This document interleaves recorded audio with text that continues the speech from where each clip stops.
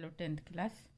आज हम आपकी संस्कृत सेमसी में अष्टम पाठ समझेंगे। विचित्र साक्षी, विचित्र गवाह। पहले पाठ के बारे में जो थोड़ी सी जानकारी दी हुई है वो पढ़ लेते हैं। अयम पाठ यानी यह पाठ ओम प्रकाश ठाकुर विरचितायः यानी ओम प्रकाश ठाकुर द्वारा विरचित कथायां संपादितः अंशः अस्ति। विरचित कथा का संपादित अंश यहाँ पे प्रस्तुत किया जा रहा है। इयं कथा बंग साहित्यकारः बंकिम चंद्र चटर्जी द्वारा न्यायाधीश रूपेण प्रदत्त निर्णयोपरि आधारिता अस्ति। यह पाठ बंग साहित्यकार यानी बंगला साहित्यकार बंकिम चंद्र चटर्जी द्वारा न्यायाधीश के रूप में प्रदत्त निर्णय के ऊपर आधारित है। न्यायकर्तारः यानी न्यायकर्ता सत्यासत्य निर्णयार्थ, दो शब्द हैं, सत्य असत्य निर्णयार्थम यदा कदा यानी न्यायकर्ता सत्य और असत्य के निर्णय के लिए यदा कदा यानी जब कभी तादृशी नाम युक्ति नाम प्रयोगम कुर्वन्ति, ऐसी युक्तियों का प्रयोग करते हैं। या भी प्रमाणम बिनापि न्यायः स्यातः यानी जिनके साक्ष्य के बिनापि यानी बिना भी न्याय हो सके।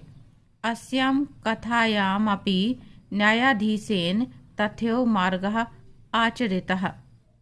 अस्यां कथायाम अपि यानी इस कथा में भी न्यायाधीश ने तथैव यानी वैसा ही उसी प्रकार मार्ग अपनाया है। आचरिता यानी अपनाया है।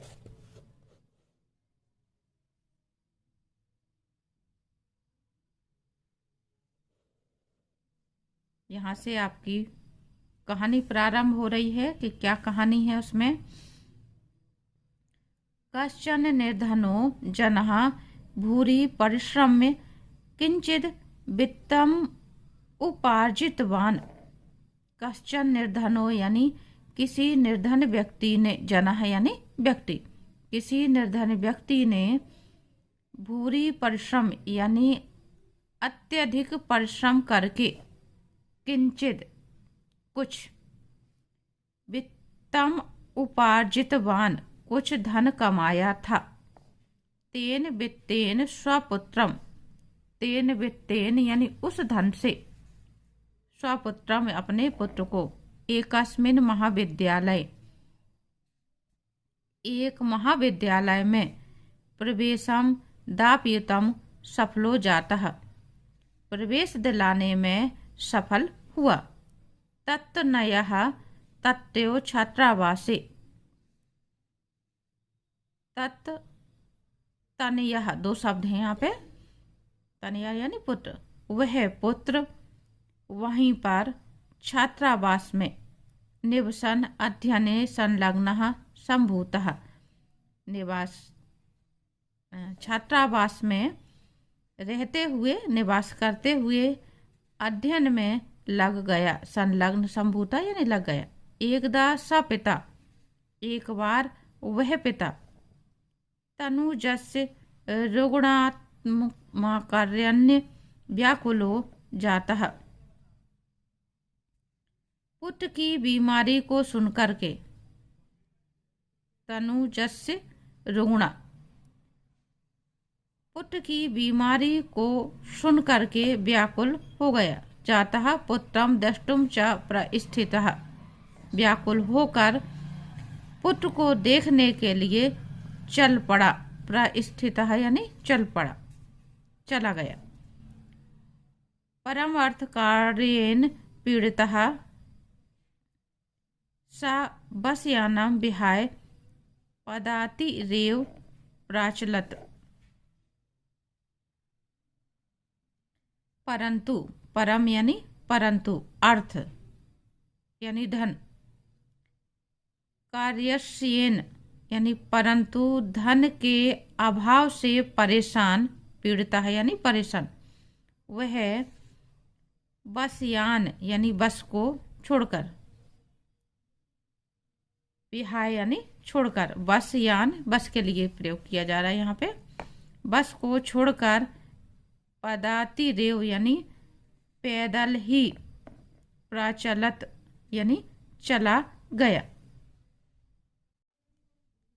पदाति क्रमेण संचलनम सायं समये अप्यसौ गंतव्याद दूरे आसीत्। पदाति क्रमेण संचलन यानी पैदल चलता हुआ शाम को भी, यानी शाम का समय होगा, शाम को भी गंतव्याद यानी मंजिल से दूर था। निशांधकारे प्रसरते बिजने प्रदेशे पदयात्रा न शुभ भवः। निशांधकारे यानी के रात के फैले हुए अंधेरे में, प्रसरते बिजने प्रदेशे सुनसान इलाके में, पैदल यात्रा ठीक नहीं है, स्वभाव यानी ठीक नहीं है। एवं विचारे सा ऐसा विचार करके वह पार्श्व स्थिते पास में स्थित ग्रामे यानी गांव में रात्रि निवासम करतुम रात्रि में निवास करने के लिए कश्चिद गृहस्थ गृहस्थमुपागतः किसी गृहस्थ के पास पहुंचा। करुणा परो ग्रही तस्मै आश्रयम प्रायश्चत। दयालु गृहस्थ ने उसे आश्रय दिया।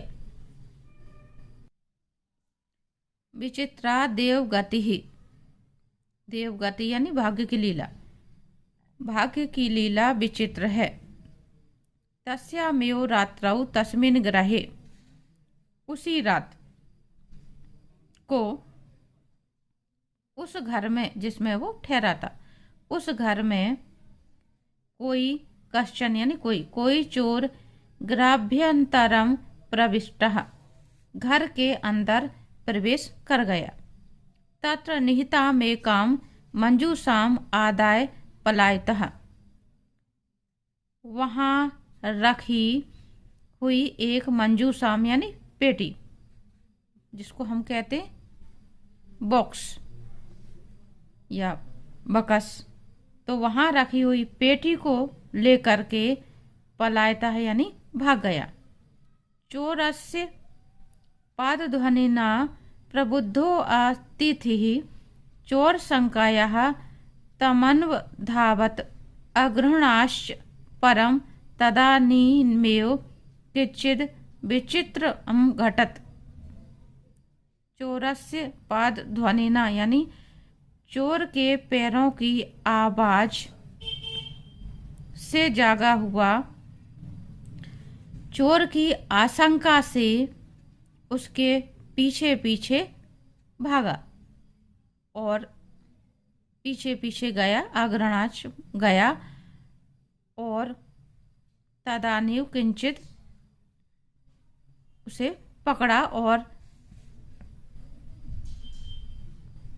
परम तदानीव किंचित लेकिन एक विचित्र घटना घटित हुई। चोरः एव उच्चैः क्रोशितुमारभत चोरयम चोरयम इति। चोर ने ही ऊंची ऊंची आवाज में जोर से चिल्लाना प्रारंभ कर दिया, यह चोर है, यह चोर है, ऐसा। तस्य तारस्वरेण प्रबुद्धः ग्रामवासिनः, उसकी ऊंची आवाज सुन करके गांववासी अपने घरों से स्वगृहात् अपने घरों से निष्क्रम्य निकलकर तत्रागच्छन् वहां आ गए। बराकमती तिथिमेव च चोरम, उस बेचारे अतिथि को ही चोर मानकर मतवा अभर्त्सयन् मानकर उसकी भर्त्सना की, आलोचना की या बुरा भला कहा। यद्यपि ग्रामस्य आरक्षी एवं चोर आसीत, जबकि गांव का कोतवाल ही, आरक्षी यानी कोतवाल, गांव का कोतवाल ही वह चोर था, यानी कोतवाल स्वयं चोरी कर रहा था। तत्क्षण में वो रक्षा पुरुषः, उसी समय कोतवाल ने तम अतिथि चोरयम् इति प्रख्याप्य कारागृहे प्रक्षिपत्।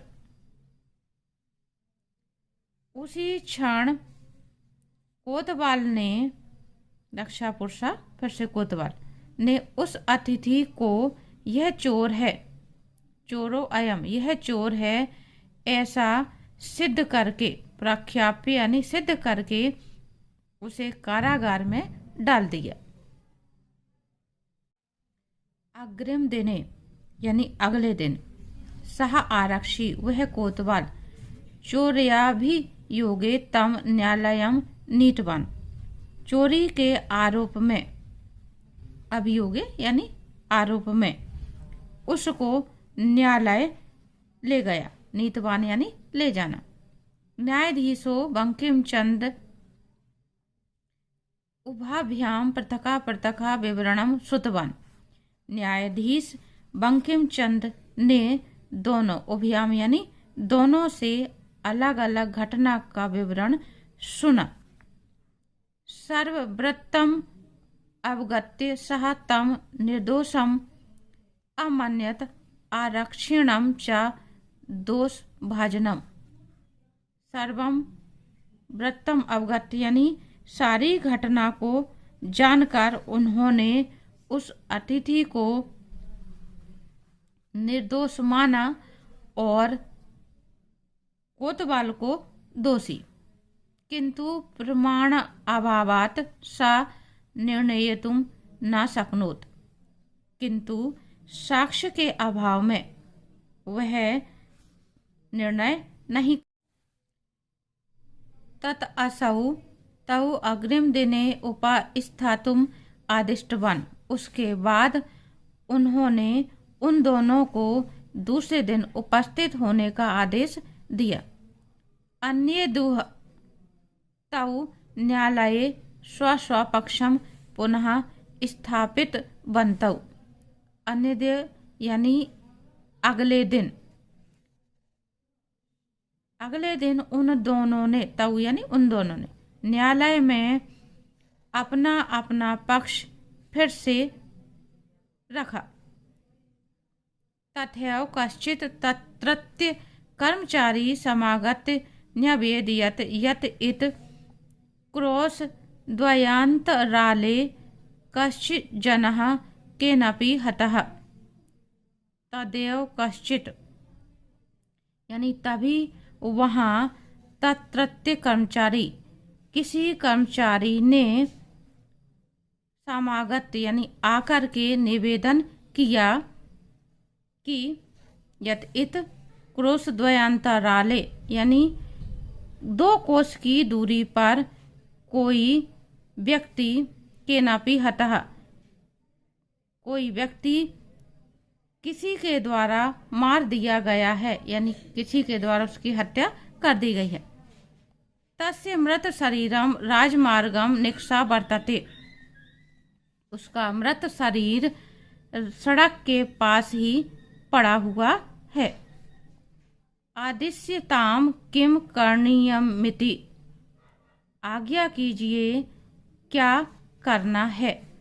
न्यायाधीशः आरक्षिणम अभियुक्तम च तम शवम न्यायालये आनेतुम आदिष्टवान, न्यायाधीश ने कोतवाल और अभियुक्त यानी आरोपी को, उस शव को न्यायालय में लाने के लिए आदेश दिया।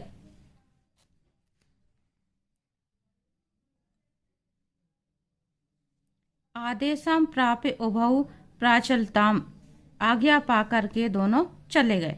तत्रो पेत्य काष्ठपटले निहितम, तत्रोपेत्य यानी वहां पहुंचकर, काष्ठपटले लकड़ी के तख्ते पर, निहितम रखे गए, पटाक्षादितम देहम कपड़े से ढके हुए शरीर को, स्कंधेन बहतौ स्कंधेन यानी कंधे से ढोते हुए, न्यायाधिकरणम प्रति प्रतिष्ठितौ न्यायालय की ओर चल दिए। आरक्षी समुपुष्ट देह आसीत, कोतवाल हष्टपुष्ट शरीर वाला था। अभियुक्तश्च अतीव कृशकायः, और जो आरोपी था वो कृशकाय यानी दुबले पतले शरीर वाला था। भारवतः शवस्य भारी शव को, स्कंधेन यानी कंधे से, बहनम तत्कृतेन दुष्कर्मम आसीत ढोना उसके लिए कठिन था। दुष्कर्मम यानी कठिन। सहा भार वेदनायो गृदंती स्म, वह भार की पीड़ा से रो रहा था। वजन उठाने की वजह से रो रहा था, उससे वजन नहीं उठ रहा था। तस्य कृदंडम निशम्य मुदित आरक्षी तमुवाच, उसका रोना सुन करके आरक्षी यानी कोतवाल उससे बोला, रे दुष्ट, के हे दुष्ट, अरे दुष्ट, तस्मिन् दिने उस दिन, त्वया अयम चोरितायाः मंजूषाया गृहणाद वारितः, तुम्हारे द्वारा ही मैं चोरी की गई पेटी ले जाने से रोका गया था। इदानीम यानी अब, निज कृत्यस्य यानी अपने किए का, फलम मुंक्ष्य फल भोगो, अस्मिन् चौर्याभियोगे त्वयं वर्षत्रयस्य कारादंडम लपिष्यसि, इस चोरी के आरोप में, अस्मिन् चौर्याभियोगे, अभियोगे यह शब्द है, इस चोरी के आरोप में तुम 3 वर्ष 3 साल का कारागार की सजा यानी जेल की सजा पाओगे। इति प्रोच्य उच्चई अहसत, ऐसा कहकर जोर से हंसा। तथा कथश्चित उभौ शवमानीय एकस्मिन् चत्वरे स्थापितवन्तौ, किसी प्रकार, यथा कश्चित किसी प्रकार, दोनों शव को लेकर या लाकर एक चौराहे पर, चत्वरे यानी चौराहे पर रख दिया। न्यायाधीशेन पुनस्तौ घटनायाः विषये वक्तुमादिष्टौ, न्यायाधीश ने फिर से उन दोनों को घटना के विषय में बताने के लिए आदेश दिया। आरक्षिण ही निज पक्षम प्रस्तुतवती, कोतवाल के द्वारा अपना पक्ष प्रस्तुत करते समय आश्चर्यम घटत, एक अद्भुत घटना घटी।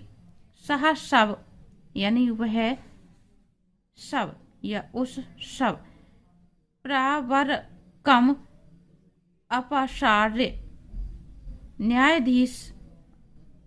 न्यायाधीशम अभिवाद्य निवेदितवान, आश्चर्यजनक घटना घटी। उस शव ने ऊपर ओढ़ा हुआ कपड़ा हटाकर न्यायाधीश को प्रणाम करके निवेदन किया। मान्यवरः यानी हे मान्यवर, एतेन आरक्षिणा अद्यवनी यदुक्तम तद वर्णयामि, यानी इस कोतवाल के द्वारा रास्ते में जो कहा गया वह वर्णन करता हूँ। त्वया अहम चोरितायाः मंजूषाया, यानी तुम्हारे द्वारा ही में चोरी की गई पेटी ले जाने से रोका गया था। ग्रहण वारितः रोका गया था। अतः निज कृत्यस्य फलम भुञ्चव्य, इसलिए अपने किए का फल भोगो। अस्मिन् चौर्याभियोगे त्वं वर्षत्रयस्य कारागार दंडम लप्स्यसि इति। यहाँ पे ये छपा नहीं है इसलिए मैंने यहाँ पे लिख दिया हुआ है। अस्मिन् चौर्याभियोगे यानी इस चोरी के आरोप में तुम 3 वर्ष के कारागार की सजा पाओगे। न्यायाधीशः आरक्षिणे कारागार दंडिम आदिश्य तम जनम ससम्मानम मुक्तवान। न्यायाधीश ने कोतवाल को कारागार का दंड दे करके उस व्यक्ति को ससम्मान मुक्त किया, यानी सम्मान के साथ मुक्त कर दिया या छोड़ दिया। अतः एवोच्यते, इसलिए कहा जाता है, दुष्कारण्यपि कर्मणि मतिभैवशालिनः नीतिं युक्तं समालभ्य लील्यो प्रकुर्वते। बुद्धि संपन्न व्यक्ति कठिन कार्यों को, दुष्कर्मण्यपि कर्माणि, कठिन कार्यों को भी नीति और युक्ति का सहारा लेकर के खेल खेल में ही समाधान कर देते हैं। आगे आपके दिए हुए हैं शब्दार्थ, इन्हें आप याद करने की कोशिश करें तो आपको अनुवाद समझने में आसानी रहेगी।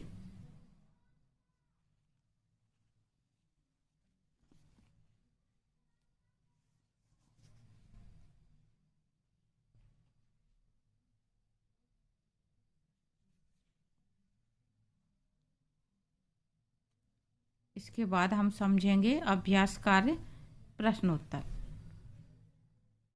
आगे आपका दिया है अभ्यास।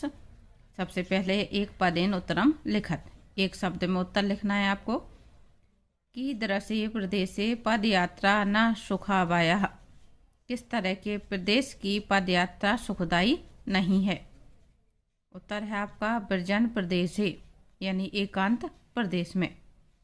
अगला अतिथि केन प्रबुद्धः, अतिथि कैसे जागा। पाद ध्वनिना, यानी पैरों की आवाज से। अगला है आपका कृशकाय कह आसीत, कृशकायः कह आसीत, यानी दुर्बल शरीर वाला कौन था। तो उत्तर है आपका अभियुक्तः, यानी अभियुक्त, आरोपी। अगला है न्यायाधीशः कस्मै कारागार दंडम आदिष्टवान, न्यायाधीश ने किसको कारागार का दंड दिया। आरक्षकः, यानी सिपाही को, कोतवाल को। कहा निक्सा मृत शरीरम आसीत, मृत शरीर किसके पास पड़ा था। राजमार्ग। आगे हैं आपके अधोलिखिता नाम प्रश्नानाम उत्तराणि संस्कृत भाषा या लिखत। नीचे लिखे प्रश्नों के उत्तर आपको संस्कृत भाषा में लिखना है। ये आपके पूर्ण वाक्य रहेंगे या एक वाक्य रहेंगे। पहला है निर्धनः जनः कथम वित्तम उपार्जितवान, निर्धन व्यक्ति ने कैसे धन का उपार्जन किया। निर्धनः जनः भूरि परिश्रम किंचिद वित्तम उपार्जितवान, निर्धन व्यक्ति ने बहुत परिश्रम करके कुछ धन कमाया। अगला है आपका जनः किमर्थम पदातिः गच्छति, व्यक्ति पैदल क्यों जा रहा था। जनः अर्थ कार्यस्येन पीड़ितः बसयानम विहाय पदातिः गच्छति, व्यक्ति धन न होने के कारण बस से नहीं पैदल जा रहा था। और अगला है प्रसूते निशांधकारे सा किम अचिंत्यत, वह अंधकार को देखकर क्या सोचने लगा। प्रसरते निशान्धकारे विजने प्रदेशे पदयात्रा न शुभवाहा इति सा अचिन्त्यत।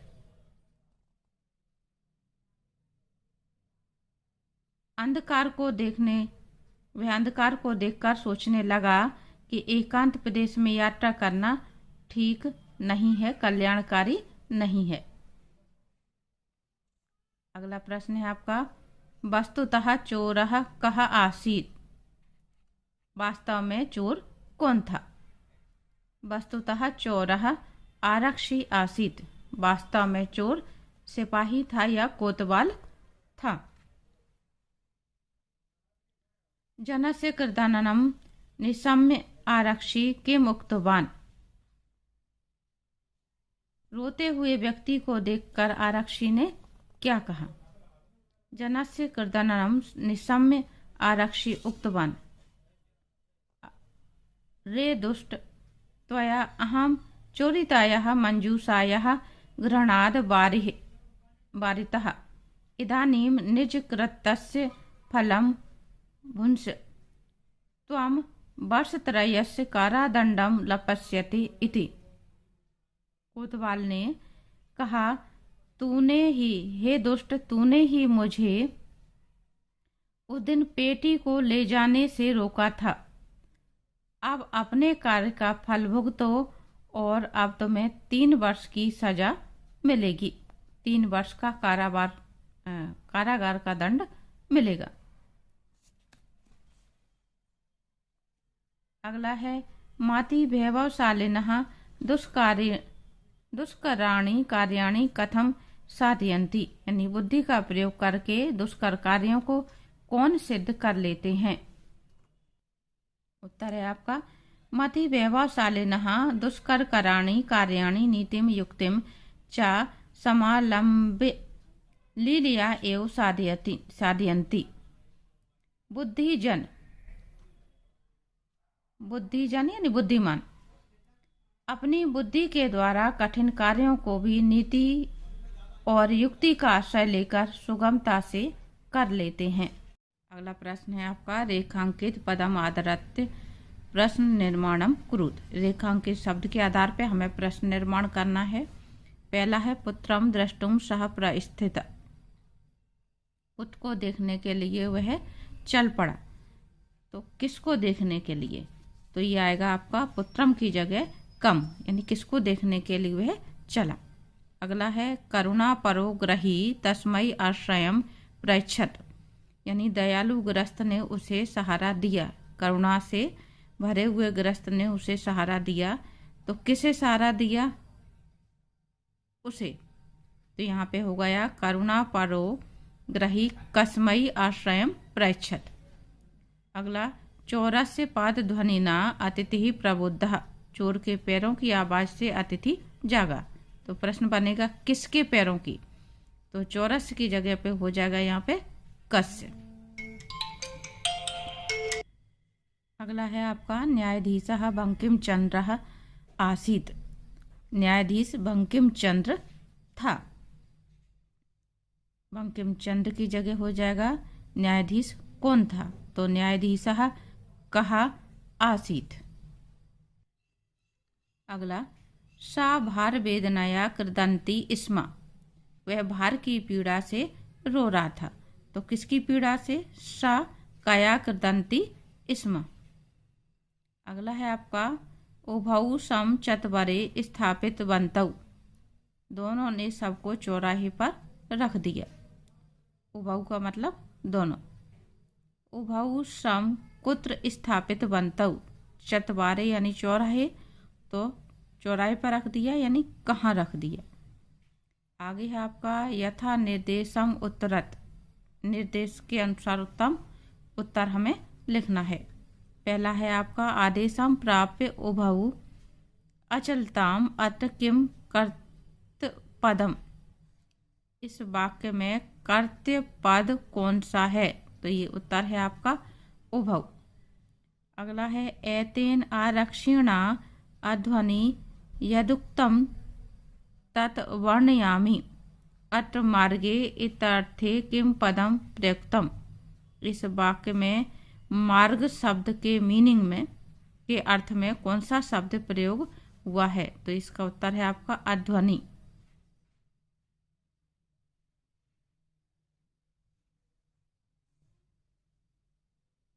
अगला है आपका करुणा परोग्रही तस्मै आश्रयं प्रायच्छत्। अत्र तस्मै इति सर्वनाम पदम कस्मै प्रयुक्तम। इस वाक्य में तस्मै शब्द जो सर्वनाम है, सर्वनाम किसके लिए प्रयुक्त हुआ है? तो अतिथये यानी अतिथि के लिए। और अगला है ततो असौ तौ अग्रिमे दिने उपस्थातुम आदिष्टवान। अस्मिन् वाक्ये किम क्रियापदम। इस वाक्य में क्रियापद क्या है? तो उत्तर है आपका आदिष्टवान यानी आदेश देना। दुष्कराण्यपि कर्माणि मति वैभवशालिनः। अत्र विशेष्य पदम किम। इस वाक्य में विशेष्य पद क्या है? कर्माणि। अगला प्रश्न है आपका संधि और संधि विच्छेदम च कुरुत। संधि और संधि विच्छेद करना है। जिनकी संधि दी हुई है उनका संधि विच्छेद करना है, और जो संधि विच्छेद दिया हुआ है उसका हमें संधि शब्द लिखना है। तो पहला है आपका पदाति रेव। पदाति रेव की संधि विच्छेद होगी पदाति ही प्लस एव। निशांधकारे, निशा धन अंधकारे, ये आपकी दीर्घ स्वर संधि हो गई।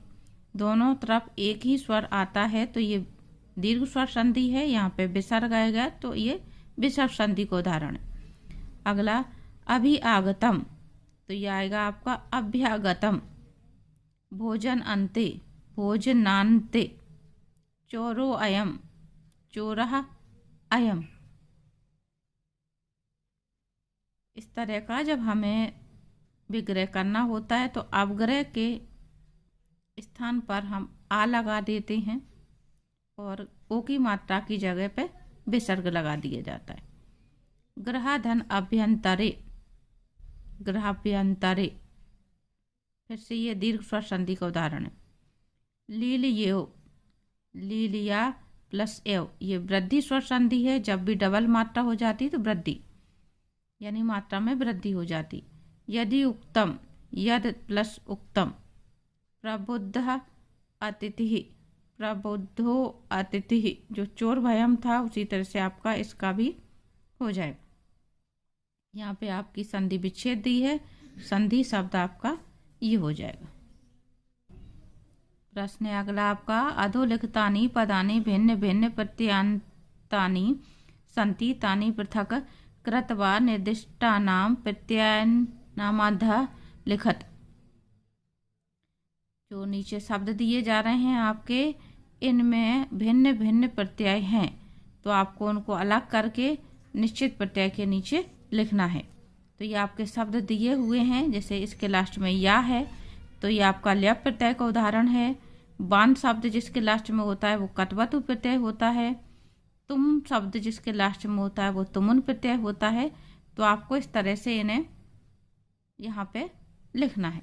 सबसे पहले हमने ल्यप लिखा, फिर कत, कत्वतु, तुमुन। तो ल्यप प्रत्यय का उदाहरण आपका इस तरह से आ जाएगा। परिश्रम में, इसमें परिश्रम शब्द क्या है? ये ल्यप प्रत्यय का उदाहरण है। उपार्जित वान, कत्वतु प्रत्यय। दायितुम, तुमुन प्रत्यय। प्रस्थितः, कत प्रत्यय। द्रष्टुम, तुमुन। विहाय, ल्यप।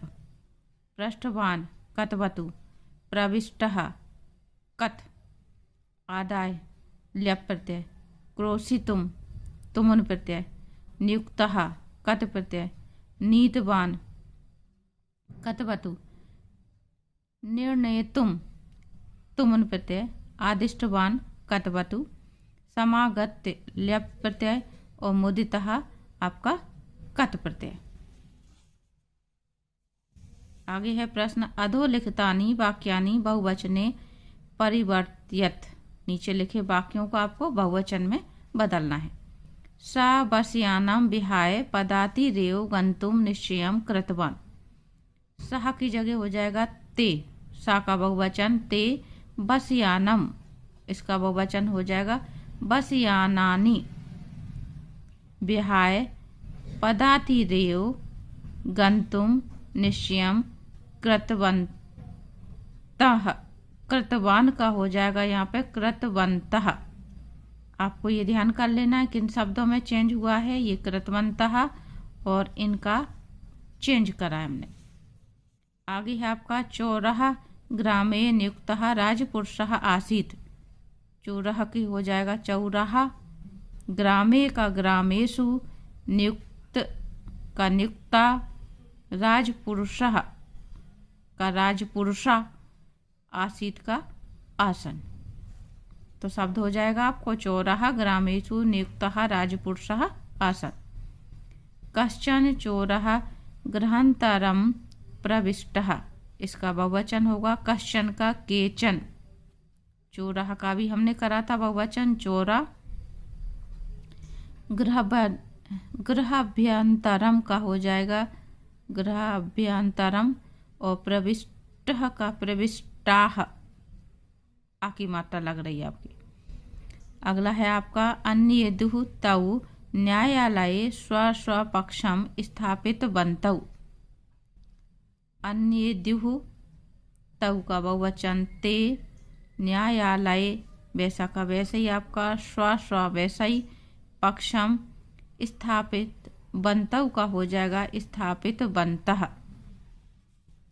बहुवचन आपकी ये तो क्रिया होगी उसका बनेगा, और जो आपके संज्ञा सर्वनाम होते हैं उनका बहुवचन शब्द बनाया जाता है। तो जिसको हम नाउन प्रोनाउन कहते हैं उनके यहाँ पे बहुवचन शब्द लिखे जाएंगे, और जो क्रिया है उसका बहुवचन रूप लिखा जाएगा। अगला प्रश्न है आपका कोष्ठकेषु दत्तेषु पदेषु यथा निर्दिष्टां विभक्तिं प्रयुज्य रिक्त स्थानानि पूरयत, कोष्ठक में दिए गए शब्दों में जैसा निर्देश हो विभक्ति का प्रयोग करके रिक्त स्थान हमें भरना है। पहला है सह निष्क्रम्य बहिर्गच्छत, गृह शब्दे पंचमी, यहाँ पे हमें गृह शब्द की पंचमी विभक्ति भरना है। पंचमी विभक्ति में एक वचन में आत शब्द लगा दिया जाता है, तो गृह का हो जाएगा गृहात। तो यहाँ पे लिखेंगे सह गृहात निष्क्रम्य बहिर्गच्छत। अगला है आपका गृहस्थः आश्रयं प्रयच्छत, अतिथि शब्दे चतुर्थी, चतुर्थी हमें लिखना है तो ये हो जाएगा अतिथये। अगला है तौ प्रति परिस्थितौ, न्यायाधिकारिण शब्दे तृतीया, न्यायाधिकारिण का तृतीय शब्द हो जाएगा न्यायाधिकारिणम। और अगला है आपका इदम शब्दे सप्तमी, इसमें आपको इदम शब्द की सप्तमी विभक्ति भरनी है। तो इदम की सप्तमी विभक्ति होगी आपका अस्मिन, अस्मिन चोरिया भी होगे, त्वम वस्त्रयस्य कारागार दंडम लपिष्यति। और अगला है आपका चौरस्य प्रबुद्ध अतिथि पाद ध्वनि शब्दे, तो इसका आपका होगा तृतीय विभक्ति पाद ध्वनि ना प्रबुद्ध अतिथि। तो इस तरह से आपकी ये विभक्तियाँ भरी जाएंगी। तो यहाँ पे जो आपके पाठ की एक्सरसाइज है वो समाप्त होती है। उम्मीद करती हूँ आपको समझ में आ गई होगी।